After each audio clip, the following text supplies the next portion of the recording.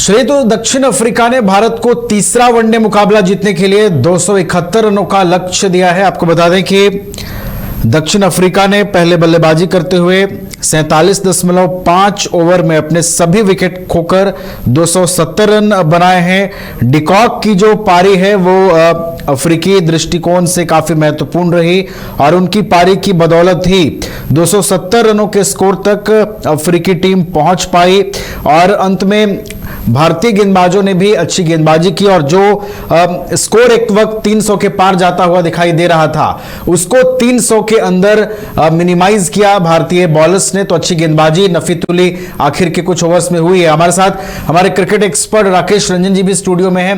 रंजन जी, 271 रनों का टारगेट है टीम इंडिया के लिए और 2-1 से फिर सीरीज टीम इंडिया जीत जाएगी। अब क्या स्ट्रैटेजी होगी, क्योंकि दूसरी पारी जब शुरू होगी तो ड्यू फैक्टर कितना दिखेगा, क्या संभावनाएं नजर आ रही हैं और ये टारगेट कैसा है?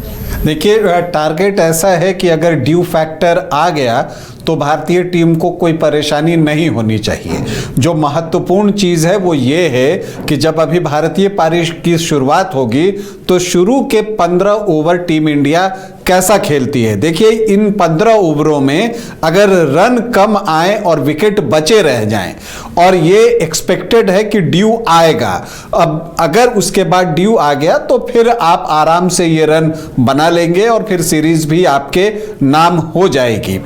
अब देखिए, आप देखते हैं कि दक्षिण अफ्रीका इस सीरीज में पहली बार बल्लेबाजी कर रही थी और वो टीम 270 रन ही जुटा सकी, जबकि भारत ने जब इससे पहले दोनों बार बल्लेबाजी की तो 350 के आसपास का स्कोर रहा, एक बार 1 रन कम, एक बार 8 रन ज्यादा। तो ये एक चीज जो है वो दिखती है। और अभी जो वेदर में मैच हो रहा है इसमें ड्राई बॉल के साथ बॉलिंग करना एक लग्जरी है। कुलदीप यादव ने भी ये बातें कही कि आपको अवसर नहीं मिलता। भारत के गेंदबाजों की आलोचना बहुत हो रही थी, ये बात मैंने पहले भी कहा था जब मैच शुरू होने से पहले जो प्रोग्राम मैंने किया था कि आलोचनाएं बहुत हो रही हैं सोशल मीडिया पर, लेकिन आपको देखना होगा कि जब आप गीली गेंद से गेंदबाजी करते हैं तो उसको ग्रिप करना बहुत मुश्किल होता है और जब आप ड्राई बॉल से करते हैं तो एक अलग ही एस्पेक्ट निकल कर आता है। पिच में गेंद ब्रेक कर रहा था, ये साफ साफ जो है चीजें दिख रही थी। तो जब गेंद ग्रिप हो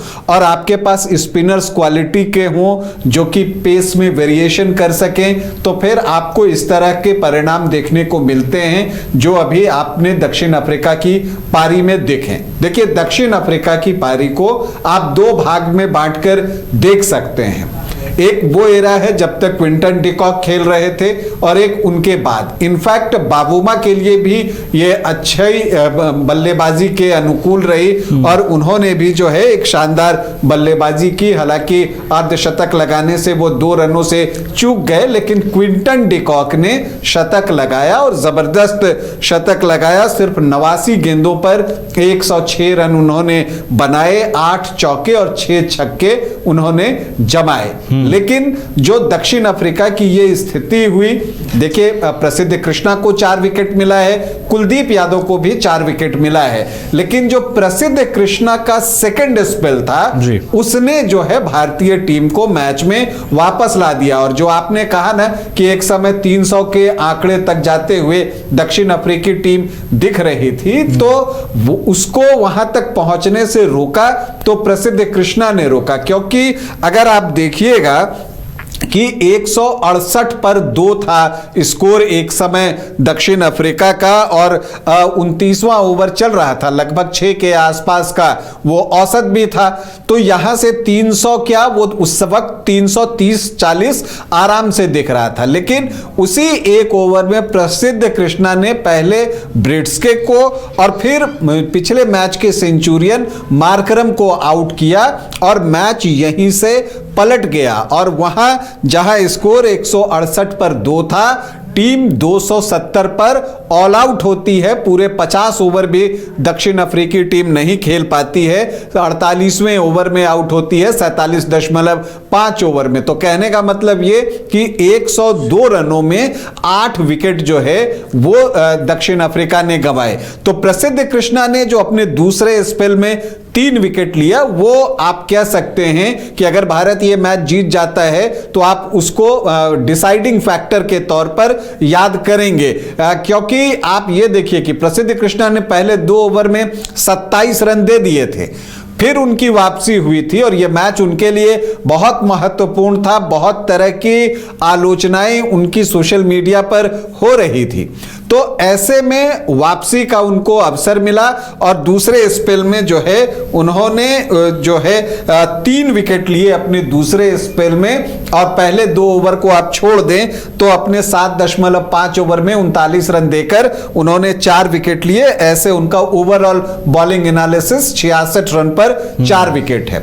और जब एक बार टॉप ऑर्डर के बैटर निकल गए तब फिर कुलदीप की गेंदों को समझना इस तरह के विकेट पर जहां की आपको ब्रेक मिल रहा हो और गेंद स्पिन कर रही हो, तो फिर जो नीचे टेलेंडर्स हैं उनको समझना बहुत मुश्किल है। एग्जैक्टली वही हुआ और कुलदीप ने इस पिच पर गेंदबाजी का पूरा आनंद उठाया।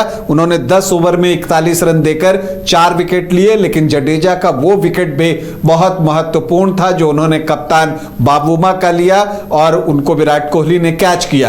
तो अब 270 का स्कोर है, 271 लक्ष्य है। अब किन चीजों का हमें इंतजार है? इंतजार है कि रोको के बल्ले से कितने रन आते हैं, क्या कोहली हैट्रिक लगाएंगे, मतलब शतकों की हैट्रिक की बात है, या फिर जो है एक चीज जो देखने की है कि दक्षिण अफ्रीका क्या टेस्ट सीरीज के बाद वनडे मैचों की सीरीज को भी जीतकर अपना डबल पूरा करेगा। अगर ऐसा होगा तो एक लंबे अरसे के बाद होगा, या फिर भारतीय टीम जो है वो दक्षिण अफ्रीका को आसानी से पराजित करके सीरीज पर 2-1 से कब्जा जमाने जा रही है। तो ये 3 चीजें प्रमुखता से लोगों को इसका इंतजार रहेगा। रोको के प्रदर्शन पर सबकी निगाहें होंगी, हालांकि मेरी जो निगाह है वो यशस्वी जायसवाल के प्रदर्शन पर टिकी हुई हैं, जिनका कॉन्फिडेंस पिछले दिनों थोड़ा सा लो मुझे दिखता है। जब मैं उनको ग्राउंड में देखता हूं तो मुझे लगता है कि उनके लिए ये एक बेहद महत्वपूर्ण मैच है। वो किस तरह की बल्लेबाजी करते हैं, तिलक वर्मा टीम में आए हैं, क्या वहां तक मैच जाता है या उससे पहले जो टॉप ऑर्डर के 4-5 बल्लेबाज हैं वो मैच फिनिश कर देते हैं, ये देखना दिलचस्प होगा। लेकिन फिलहाल जब लंच हुआ है और दक्षिण अफ्रीका की टीम 270 पर आउट हुई है, तो मैं यही कह सकता हूं कि अगर ये लक्ष्य मैच शुरू होने से पहले अगर भारत के सामने कहा जाता कि ये लक्ष्य आप लीजिएगा तो वो खुशी खुशी ले लेते। और इसलिए मुझे लगता है कि अभी मैच में भारत का पलड़ा थोड़ा भारी दिख रहा है। चलिए, तो एक एज जो है वो भारतीय टीम के साथ नजर आ रहा है। 270 रनों पर जो अफ्रीकी पारी है वो रुकी है और दूसरी पारी भी शुरू हो गई है। यशस्वी जायसवाल पर निगाहें होंगी क्योंकि अब तक 2 मुकाबलों में वो अपने आप को साबित करने में विफल रहे हैं। रोको पर निगाहें होंगी क्योंकि रोको की जोड़ी रांची में चली, रायपुर में चली और अब बारी विशाखापट्टनम की है। तो देखना है रोको आज कितना कमाल कर पाते हैं और इस सीरीज का चैंपियन कौन बनता है। बहुत बहुत शुक्रिया राकेश जी आपका हमारे साथ जुड़ने के लिए।